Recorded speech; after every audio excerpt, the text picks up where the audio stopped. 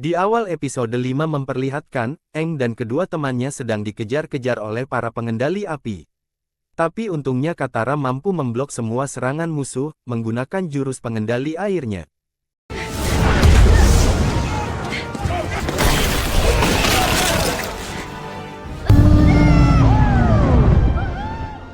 Di atas punggung apa, Aang memuji kemampuan Katara, yang semakin jago menguasai kemampuannya.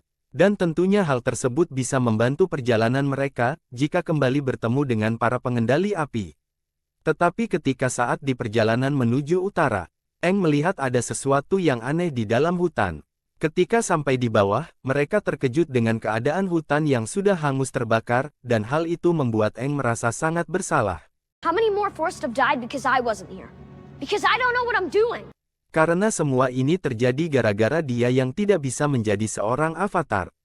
Katara yang melihatnya, dia pun langsung menenangkan Aang, dan mengatakan kalau pohon di hutan itu pasti akan tumbuh lagi. Di tengah perbincangan mereka berdua, Sokka bertemu dengan seorang anak kecil yang membawa boneka. Waka waka. Namun anak itu terlihat ketakutan saat Aang dan Katara mendekatinya. Mereka bertiga pun mengikuti si anak itu sampai memasuki sebuah perkampungan. Tetapi anehnya semua warga tampak ketakutan ketika mereka datang. Karena penasaran, Aang pun bertanya tentang kejadian yang membuat desa itu terbakar habis.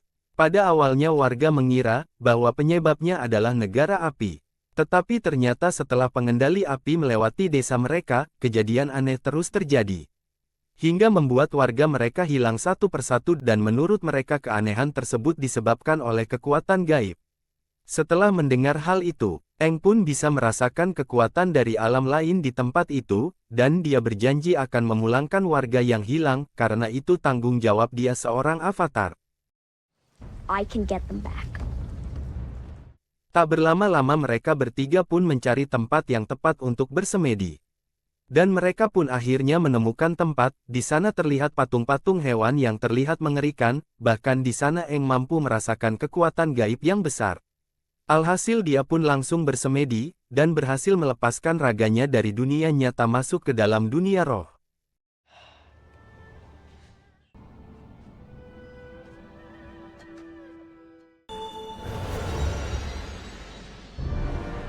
Namun tak hanya Aang, Sokka dan Katara juga ikut terbawa ke dunia roh.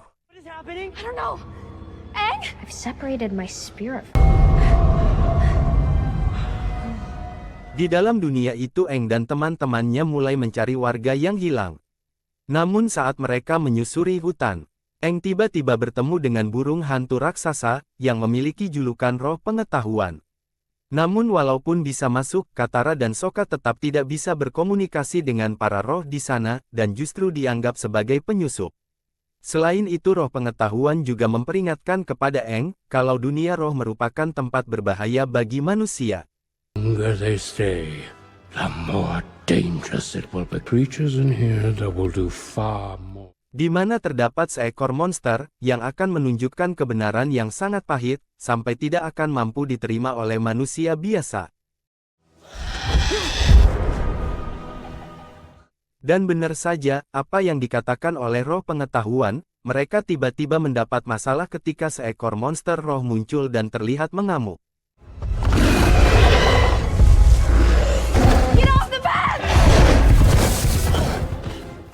Di mana Aang di sana sedikit paham kalau monster yang menyerang mereka merupakan roh hutan yang mengamuk dan menjadi buas ketika tubuhnya terluka saat tempatnya dibakar oleh negara api. Di sana monster itu juga mengeluarkan kabut, dan yang menjadi korban pertama adalah Katara yang hanyut ke dalam halusinasi. Di mana dia dibawa ke kehidupan masa lalunya, saat ibunya dihabisi oleh pasukan negara api di depan matanya. Dead because of you. You're lying.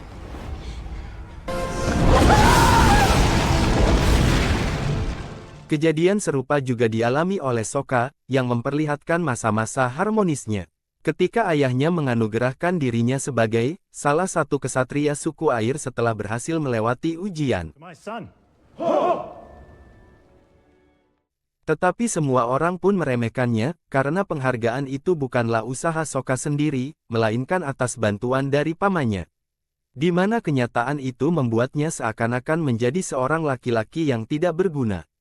Sementara itu Eng yang sudah mengetahui, dan paham kalau semua yang dia lihat adalah halusinasi. Dia justru bertemu dengan wujud asli roh tersebut, yang sudah memakan jiwa Katara Sokka dan para warga desa sebelumnya. Roh itu bernama Koh. Ternyata Koh tahu betul siapa sosok Avatar. Karena ternyata dulu seorang Avatar sebelum Eng, telah mencuri salah satu benda miliknya. Di sana Eng berusaha untuk keluar dari kabut halusinasi tersebut. Justru dia malah bertemu dengan gurunya yang telah meninggal. Gyatso? Dan dia mengatakan kepada Eng, bahwa dirinya menolak untuk reinkarnasi, dan malah berdiam diri di dunia roh. Di sana dia juga memberitahu kalau teman-temannya telah tersesat, di kabut jiwa buatan Koh, dan kemungkinan mereka dibawa ke sarangnya dan kemudian akan disantap. Jika sampai hal itu terjadi, maka jiwa teman-temannya akan lenyap untuk selamanya. Namun sayangnya Gyatso tidak bisa membantu Eng. Dan hanya menjelaskan kalau menurut sejarah ada Avatar Roku, Avatar generasi sebelumnya dari negara api, yang pernah bertarung dengannya dan mengalahkan Koh. Dan untuk mengetahui semua dari cerita tersebut, Eng pun berniat berkomunikasi dengan Avatar Roku, di mana dia akan mengesampingkan keselamatannya, untuk menuju kuil Avatar Roku yang berada di wilayah negara api.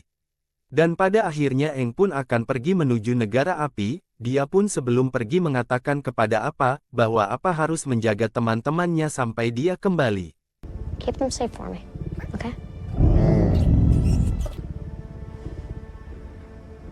Sementara itu di sisi lain diperlihatkan, Pangeran Zuko dan Paman Airoh yang sedang berjalan di sebuah desa, untuk mencari keberadaan Eng. Mereka pun mampir ke salah satu pedagang, untuk menanyakan tentang informasi seorang pengendali air, yang berada di sekitar wilayah itu. Di sana Pangeran Zuko sengaja merahasiakan tentang Avatar, agar berita tentang kemunculan kembali Avatar tidak tersebar. Namun ternyata orang-orang di sana justru telah mengetahui keberadaan Avatar, yang sekarang sedang berkelana bersama seorang pengendali air. Avatar might be traveling with some waterbenders. Di tengah keputusasaan itu, Pangeran Zuko dan Paman Airoh dikejutkan dengan seorang wanita, bernama Jun, yang menunggangi monster serigala yang berbentuk aneh. Yang ternyata wanita itu adalah pemburu bayaran, di mana dia sedang melakukan pekerjaannya untuk membunuh orang. Melihat hal itu, Paman Airoh lalu mengusulkan kepada Pangeran Zuko, untuk menyewa jasa pemburu bayaran tersebut, untuk menangkap Eng. Si pemburu bayaran itu mengatakan, bahwa dirinya akan bekerja sangat profesional. Di mana dia hanya akan menerima bayaran jika tugasnya telah selesai. Mengetahui hal itu, akhirnya Pangeran Zuko pun setuju dengan kesepakatan tersebut. Singkat cerita, di keesokan harinya diperlihatkan kondisi di kapal Pangeran Zuko yang mengalami sedikit masalah, setelah komando diambil alih oleh Komandan Zu, yang telah diangkat menjadi seorang pemimpin armada oleh Raja Api Ozai. Dengan memanfaatkan posisi barunya itu, seharusnya Pangeran Zuko pun harus mengikuti perintahnya. Namun Pangeran Zuko masih berusaha memerintahkan anak buahnya, untuk kembali ke jalur semula. Sayangnya tidak ada yang mau menuruti perintahnya, karena mereka tidak berani membantah perintah dari Komandan Zu. Selain itu ternyata, banyak dari mereka yang kesal kepada Pangeran Zuko. Karena mereka telah menemaninya selama bertahun-tahun selalu mendapat perlakuan yang tidak baik. Paman Airoh yang mendengar hal itu, dia pun langsung mengingatkan anak buahnya, bahwa mereka sama sekali tidak tahu, apa yang telah dikorbankan oleh Pangeran Zuko selama ini. Di sisi lain memperlihatkan, Eng yang telah sampai di wilayah negara api, dan mendatangi kuil Avatar Roku untuk meminta petunjuk darinya, sama seperti yang dia lakukan sebelumnya dengan Avatar Kyoshi.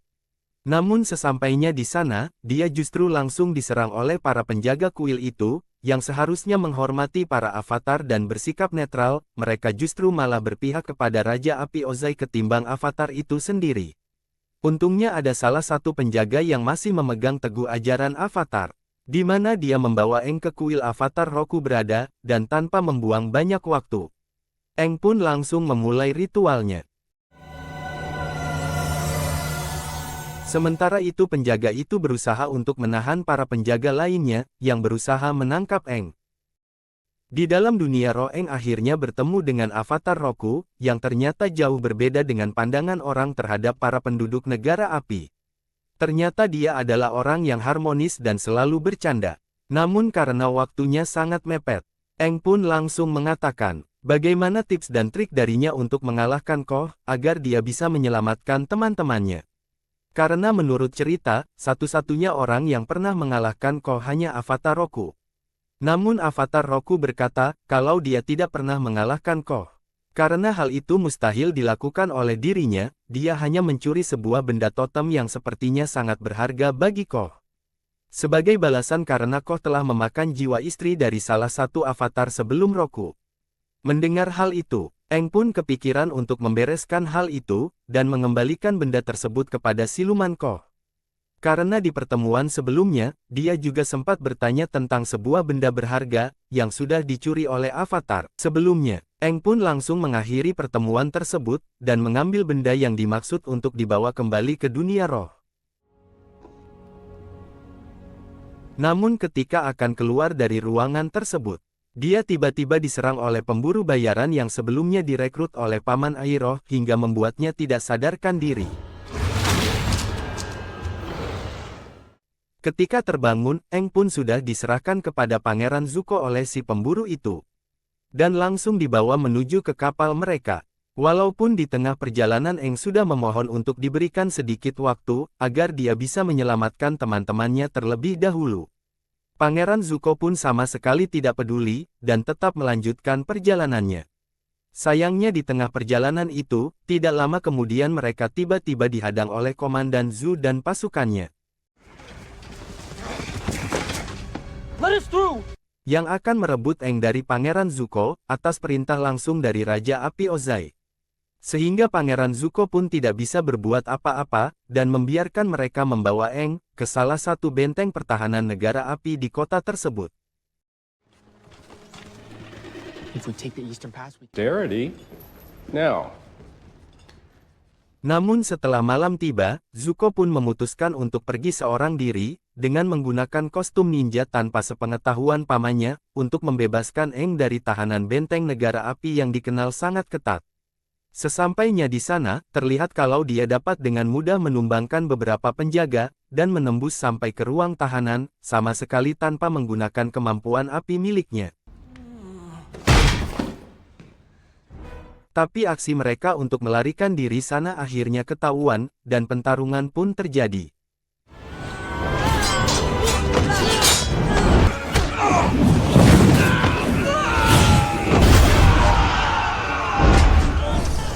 Di mana ketika saat Zuko dan Eng sempat terpojok dan tidak punya jalan lagi untuk kabur. Di sana Zuko yang paham kalau avatar harus dijaga agar tetap hidup, tanpa banyak bicara dia langsung menodong Eng dengan goloknya. Sehingga Komandan Zu tidak punya pilihan lain, selain membiarkan mereka berdua pergi dari sana.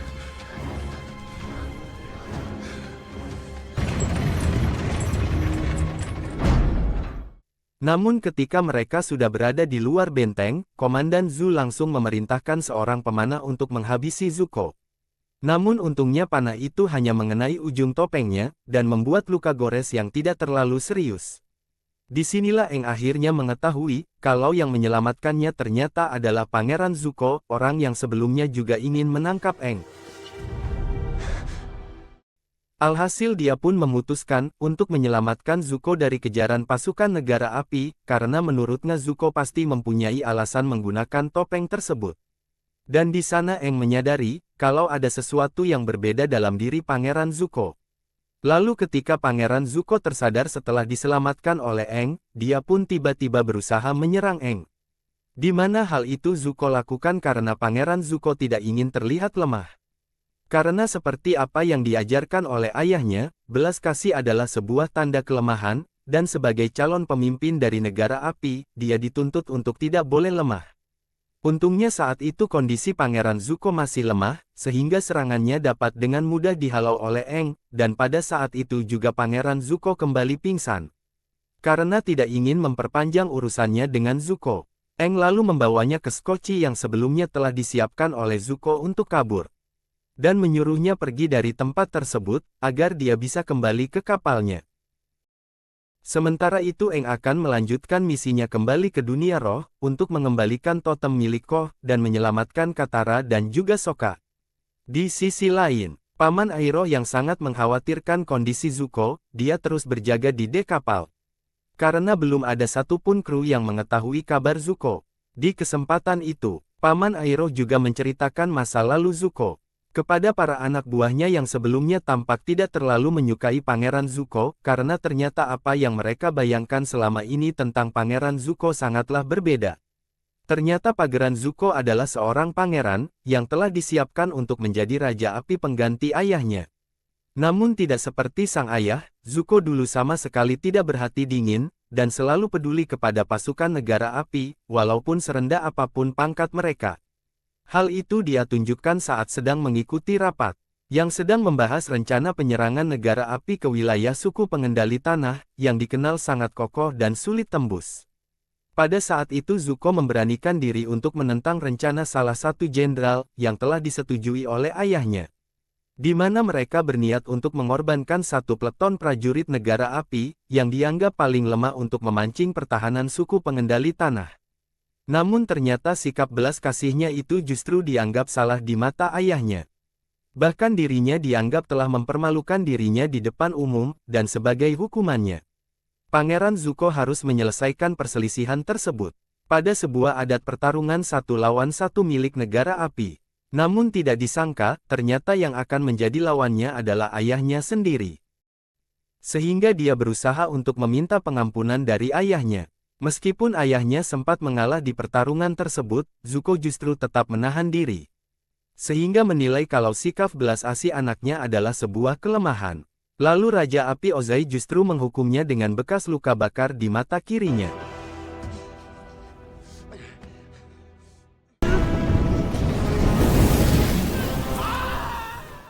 Setelah kejadian tersebut, Zuko akhirnya diusir dari wilayah negara api oleh ayahnya sendiri. Dengan alasan agar dia menjadi lebih keras, lalu dia diberikan misi yang bahkan Raja Api Ozai pun tidak pernah bisa menyelesaikannya. Yaitu menemukan dan membawa avatar ke hadapannya. Hal itu karena Pangeran Zuko yang tidak ingin satu divisi prajurit dijadikan tumbal. Maka sang ayah juga memberikan divisi yang dimaksud kepada Zuko untuk menemani misinya. Dengan kata lain seluruh kru yang ada di kapal Zuko saat ini, bisa tetap hidup adalah karena pengorbanan dan keberaniannya menentang rencana ayahnya. Tidak lama kemudian setelah Paman Iroh menceritakan kejadian tersebut, Zuko kemudian kembali ke kapal itu, di mana seluruh kru kapal di sana akhirnya memberikan penghormatan yang pantas yang seharusnya Zuko dapatkan. Attention!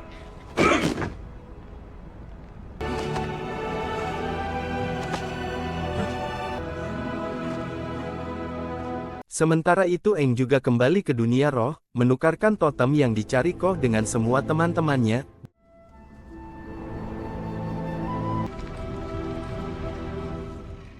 Dan juga semua warga desa pun sudah kembali. Namun pada saat Aang kembali ke tempat gurunya, Gyatso pun sudah menghilang. Ternyata itu adalah terakhir kalinya Aang bertemu dengan Gyatso. Sementara itu, Iroh juga melihat topeng yang dikenakan oleh Zuko untuk menyelamatkan Aang. Dan episode 5 dan 6 pun selesai. Terima kasih yang sudah menonton, jangan lupa subscribe dan komen lanjut.